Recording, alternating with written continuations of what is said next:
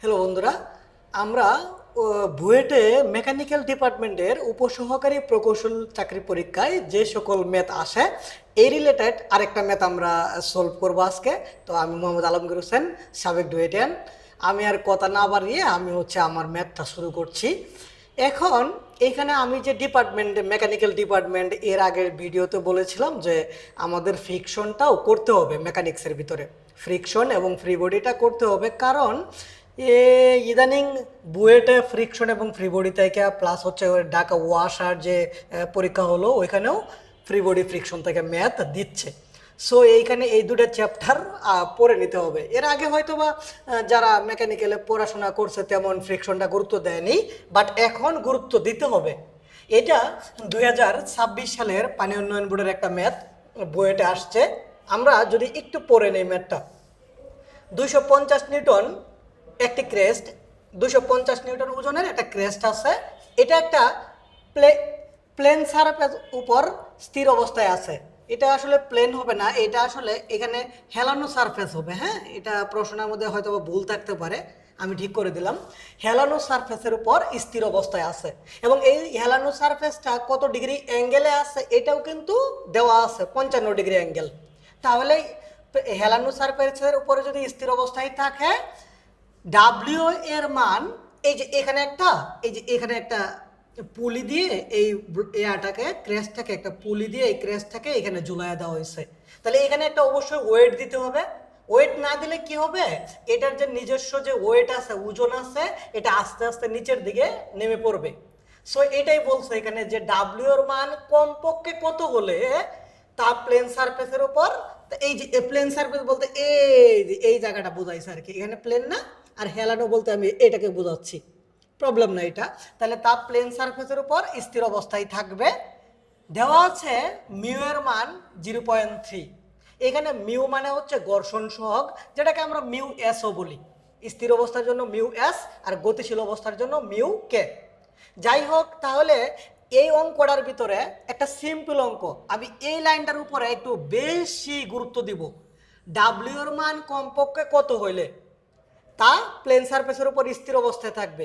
আমরা ফ্রিকশনের মধ্যে ভারসাম্য অবস্থায় থাকবে বা স্থির অবস্থায় থাকবে এই অঙ্কগুলো করার সময় দুই টাইপের ম্যাথ করছি। যদি একটু একটু আমরা চিন্তা করি, যদি ডাব্লিউ এর মান খুব বেশি হয়, খুব বেশি হয়, তাহলে এই ব্লকটা এদিকে গতিশীল হয়ে যাবে। তাহলে ডাব্লিউ এর কি মান হতে পারে? এমন একটা সর্বোচ্চ মান হতে পারে না, এমন একটা সর্বোচ্চ মান যেই মানটার জন্য এটা উপরের দিকে উঠবে উঠবে ভাব, মানে আরেকটু হলেই ডাব্লিউ এর মান আরেকটু হলেই উপরের দিকে উঠে যাবে। এটাকে বলি আমরা ইমপেন্ডিং অবস্থা, এটাকে বলি আমরা ইমপেন্ডিং অবস্থা। তাহলে যদি এই অঙ্কটার মধ্যে কমপক্ষে না বলে, আমি কিন্তু এটার মধ্যে একদম পুরা বেসিক দিয়ে দিচ্ছি, কমপক্ষে না বলে যদি বলতো যে ডাব্লিউ এর মান সর্বোচ্চ কত হলে এটা স্থির অবস্থায় থাকবে, তখনও কিন্তু অঙ্কটা করা যেত। তাহলে কমপক্ষে যেহেতু বলছে, তার মানে আমাদের বুঝতে হবে যে ডাব্লিউ এর এমন একটা মান বের করতে বলছে যে মানটার জন্য এটা স্থির অবস্থায় থাকবে। মানে এটা স্থির অবস্থায় থাকবে, আরেকটু কম হলে ডাব্লিউ এর মান আরেকটু কম হলে এটা নিচের দিকে উঠে পড়বে, নিচের দিকে নেমে যাবে। আবার বলছি যে ডাব্লিউ এর মান কমপক্ষে কত হলে, মানে কমের মানটা বের করতে বলছে। ডাব্লিউ এর মান যদি আরেকটু কম হতো তাহলে এটা নিচের দিকে নেমে যেত। তাহলে এই অবস্থার ক্ষেত্রে হচ্ছে আমাদের ডাব্লিউ এর মানটা বের করতে হবে। তাহলে এটার উপরে আমি আবার মার্কিং করে দিচ্ছি, কমপক্ষে বলছে, কমপক্ষে। তার মানে আমরা যদি এটার ফ্রি বডি করে দিই, এখন ম্যাথটা সলিউশন করি, কমপক্ষে মানে ডাব্লিউ এর এমন একটা মান বের করতে হবে এই মানের চেয়ে আরেকটু কম হলে, জাস্ট থিঙ্ক ইট, আরেকটু কম হলে এটা নিচের দিকে নেমে যাবে। তাহলে ওই মানটা আমাদের বের করতে বলছে। তাহলে এটাকে বলি আমরা ইমপেন্ডিং অবস্থা, মানে এই যে আরেকটু হবে হবে ভাব, আরেকটু হলেই নিচের দিকে নেমে যাবে। তাহলে যদি এটা ডাব্লিউ এর কমপক্ষে মান বের করতে বলে, কম সর্বনিম্ন মানটা, তাহলে এই ব্লকটা আরেকটু হলেই মানে নিচের দিকে নামবে। তাহলে আমাদের ফ্রিকশনটা কোন দিকে হবে? ফ্রিকশনটা হবে উপরের দিকে। এটা আমি এফ নাম দিয়ে দিলাম, কারণ আমরা জানি যদি একটা ব্লক আমরা এই দিকে, এই ব্লকটাকে যদি আমরা এই দিকে টানি তাহলে ফ্রিকশন হবে সবসময় তার বিপরীত দিকে। সো এই ব্লকটা যদি নিচের দিকে নামে তাহলে তার ফ্রিকশনটা হবে উপরের দিকে। আমি দিয়ে দিলাম এই যে 250 নিউটন যে ওয়েটটা আছে, আমরা জানি যে ওজনটা একদম খাড়া নিচের দিকে কাজ করে 90 ডিগ্রি অ্যাঙ্গেল, এই যে একদম নিচের দিকে, নিচের বরাবর 250 নিউটন। আমি কিন্তু এই টাইপের অঙ্কগুলো আমি যেটা করাই, এই টাইপের অঙ্কগুলা কোনো এক্সট্রা ফ্রি বডি আমি করি না, কারণ আমাদের এক্সট্রা ফ্রি বডি করার জায়গা থাকবে না বা সময়ও থাকবে না। সো আমরা চিত্রের মধ্যেই ফ্রি বডি করে ফেলবো, খুবই ইজি। আর ওকে, তাহলে এটা করলাম। এখন যেই বরাবর আমি সবসময় ক্লাসে বলি, যেই বরাবর ফ্রিকশন হবে ওই বরাবর আমরা এক অক্ষ ধরি, তাহলে এটা হচ্ছে আমাদের এক অক্ষ। আচ্ছা, এই ব্লকটা যদি এই তলের মধ্যে বসে থাকে তাহলে অবশ্যই এর একটা অ্যাকশন নিচের দিকে কাজ করতেছে, আর এই তলের বা প্লেনের একটা অ্যাকশন উপরের দিকে কাজ করছে। সো এই জায়গার ভিতরে, এই যে এই জায়গাটার মধ্যে একটা রিয়াকশন ফোর্স আমরা এটা দিয়ে দিলাম, এটাকে বলে নর্মাল, এটাকে এন দ্বারা আমরা ডিনোট করব। হ্যাঁ, যদিও ডিপ্লোমার বইয়ে আমাদের আর দিয়ে ডিনোট করা আছে, আমরা এটা এন দিয়ে ডিনোট করব, কারণ আমাদের হচ্ছে এটা নর্মাল হিসাবে বলাটাই ভালো। ওকে, কেউ যদি আর দেয়া বলে নো প্রবলেম, হ্যাঁ, রিয়াকশন ফোর্স বলতেই পারে আর। এখন তাহলে এই রিয়াকশনটা আমরা 90 ডিগ্রি অ্যাঙ্গেলে দিলাম, হ্যাঁ, একদম 90-তে। কিভাবে 90-তে? আমরা একটু চিন্তা করি, এই যে যেটা হবে এটা হলো এক্স অক্ষ আর এটা হচ্ছে আমাদের ওয়াই অক্ষ। এটা এরকমও হতে পারে যে এটা হলো আমার এক্স অক্ষ, এটার সাথে 90 ডিগ্রিতে এটা হচ্ছে ওয়াই অক্ষ, এটা হবে, কোনো প্রবলেম নাই। সো এটা আমি দিয়ে দিলাম। এই যে অ্যাঙ্গেলটা হবে, এই অ্যাঙ্গেলটা হবে 55 ডিগ্রি। এটা নিয়ে কারো যদি কোনো কনফিউশন থাকে আমি একটু ক্লিয়ার করে দিচ্ছি। এইখানে একটা ত্রিভুজ গঠিত হয়েছে, সবাই দেখতে পাচ্ছে ত্রিভুজ। তাহলে এটা যদি 55 ডিগ্রি হয়, এটা কত হবে? এটা হবে 90 মাইনাস 55, কারণ এই অ্যাঙ্গেলটা হচ্ছে 90 ডিগ্রি, এই যে 90 ডিগ্রি। তাহলে এটা আমাদের যদি আমরা 90 থেকে বিয়োগ করে দেই, 55 ডিগ্রি যদি বিয়োগ করে দেই, তাহলে আমরা এই অ্যাঙ্গেলটা পাবো। আমরা জানি যে ত্রিভুজের 3 কোণের সমষ্টি 180 ডিগ্রি, ওই হিসাবে তাহলে আমরা এখান থেকে যদি বিয়োগ করে দেই তাহলে 5, আর এখানে থাকবে কত? এ হলো 35। তাহলে এটা যদি 35 ডিগ্রি হয়, এই যে 35, এটা যদি 35 ডিগ্রি হয়, এখন এখান থেকে স্টার্ট করে এই পর্যন্ত এটা কত হবে? এটা হবে 90 ডিগ্রি, 180 ডিগ্রি। এই যে এখান থেকে এই পর্যন্ত টোটালটা, তাহলে এইখান থেকে এই পর্যন্ত কত? 90, আর এখান থেকে এই পর্যন্ত 90। তাহলে এটা 55 হলে, এটা 35 হলে এটাও 55 হবে, কারণ আমরা 90 ডিগ্রি থেকে যদি বিয়োগ করি তাহলে 55 ডিগ্রি থাকে। এই তো, আমি আবার বলছি, এটা খুবই ইজি কিন্তু, হ্যাঁ, এটা বুঝতে হবে একটু। এই অ্যাঙ্গেলটা আমাদের 55 ডিগ্রি দেওয়া ছিল, এটা আমাদের 55 ডিগ্রি দেওয়া ছিল। তাহলে এটা 55 হলে এটা 35, এটা 90, তাহলে এটা হবে কত? 55। ওকে, তাহলে এই পর্যন্ত আমাদের আশা করি আমাদের ফ্রি বডি এই পর্যন্ত সবাই বুঝা গেছে। এই যে এই বরাবর রিয়াকশন বরাবর, এটাকে আমরা বলি হচ্ছে ওয়াই অক্ষ। তাহলে ফ্রিকশনের অঙ্ক আমি সব সময় বলি যে আমরা ফ্রিকশন বরাবর যেটা হবে সেটা হলো এক্স অক্ষ ধরবো, আর রিয়াকশন বরাবর হচ্ছে ওয়াই অক্ষ ধরবো। আমাদের ফ্রি বডি মোটামুটি শেষ। এখন এই যে ডাব্লিউ আছে, একে কেটে দাও, এই যে ডাব্লিউকে এখানে কেটে দিলাম, এই সুতাটা বা এই দড়িটা, তাহলে এখানে হচ্ছে আমাদের ডাব্লিউ, দ্যাটস ইট। তো ডাবল ইউ এর মান কমপক্ষে কত হলে, এই ডাবল ইউ এর মান কমপক্ষে কত হলে এই ব্লকটা নিচের দিকে নামবে? তাহলে আমি আবার বলছি, এটা ফ্রি বডি একদম ইজি, যেহেতু নিচের দিকে নামবে তাহলে ফ্রিকশন হবে উপরের দিকে, এই যে উপরের দিকে ফ্রিকশন। ওকে, উপরের দিকে ফ্রিকশন দিলাম, এই যে 250 নিউটন, এটা খাড়া নিচের দিকে কাজ করবে, আর এই বরাবর একটা রিয়াকশন হবে, হ্যাঁ, এই তল থেকে 90 ডিগ্রি বরাবর, দ্যাটস ইট। আর এখানে সুতা কেটে দিয়ে এখানে যে আমাদের পুলিটা ছিল এটা হলো ডাব্লিউ। ডাবল ইউ এটা লিখলাম কিভাবে? কারণ হচ্ছে এই পুলিটা একটা মসৃণ পুলি, এখানে কোনো ফ্রিকশন কাজ করবে না। আমরা ফ্রি বডির যে ম্যাথগুলো করব, ম্যাক্সিমাম ম্যাথ এরকম পুলি থাকলে গেলে মসৃণ পুলি ধরে নিতে হবে। তাহলে এই অঙ্কটার ক্ষেত্রে কিন্তু আমি পুরো বেসিক ক্লিয়ার করে দিচ্ছি যে ডাব্লিউ এর মান এখানে চাইছে কম পক্ষে কত হলে।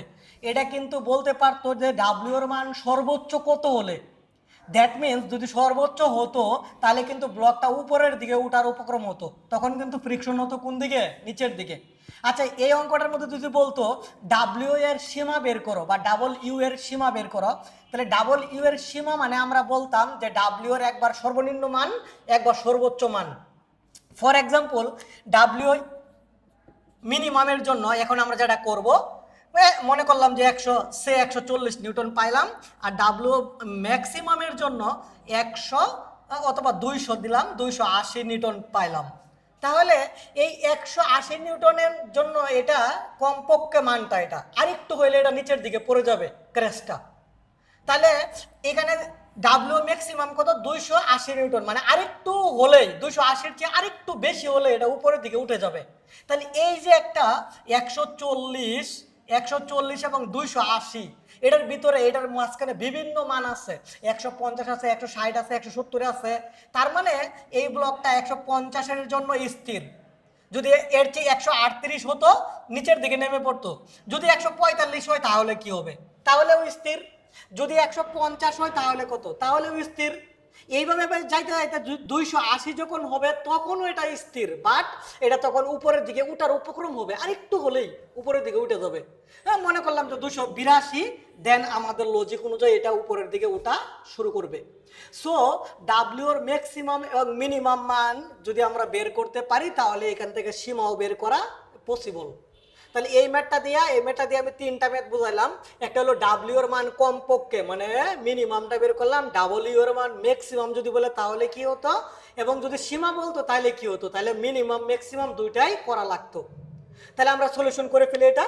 এটা আমাদের খুবই ইজি এর একটা ম্যাথ, আমাদের ফ্রি বডি অলরেডি শেষ। সো আমরা ফ্রিকশনের ম্যাথগুলোতে সবসময় এটা লিখলে বেস্ট হয় এই ইকুয়েশনটা।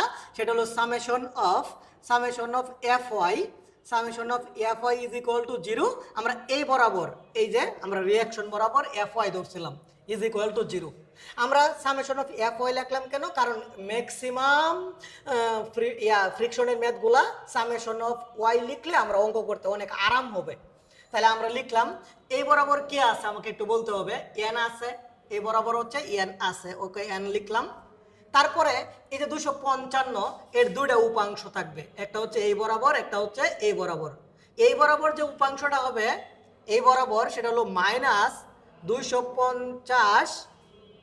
কি হবে এটা? এটা ভূমির সাথে সম্পর্ক, ভূমি, তাইলে এটা হবে cos 55 ইজ ইকুয়াল টু হচ্ছে 0। আবার একটু বলে দিচ্ছি, এই বরাবর কি আছে? এন আছে, এন অথবা আর আছে, আর এটার দুইটা উপাংশ, এটা একটা উপাংশ, এটা একটা উপাংশ। সো এটার সাথে যে উপাংশটা হবে এটা হবে 250 cos 55 ডিগ্রি। আর এই বরাবর যে উপাংশটা হবে x অক্ষ বরাবর সেটা হবে 250 sin 55 ডিগ্রি হবে। সো এখান থেকে আমাদের এন এর মানটা আসবে 143 পয়েন্ট, এখানে আসবে 143.40 নিউটন। হ্যাঁ, এটা আসবে ক্যালকুলেশন করে, এটা আসবে। দেন আমরা লিখব F equal to mu into N, F equal to mu N অথবা মিউ আর। এটা কেন লিখলাম, হ্যাঁ, এই ফ্রিকশনটা কেন বের করছি এটা একটু পরেই বোঝা যাবে। তাহলে মিউ এর মানটা কত? 0.3 ইন্টু হলো 143.40। সো এটা যদি আমরা করি তাহলে এখানে 43.01 নিউটন এরকম একটা মান আসবে। দেন আমাদের ডাব্লিউ এর মান বের করার জন্য আরেকটা ইকুয়েশন আমাদের হাতে আছে, summation of F x is equal to 0, এবং এই বরাবর আমরা এটাকে পজিটিভ ধরলাম।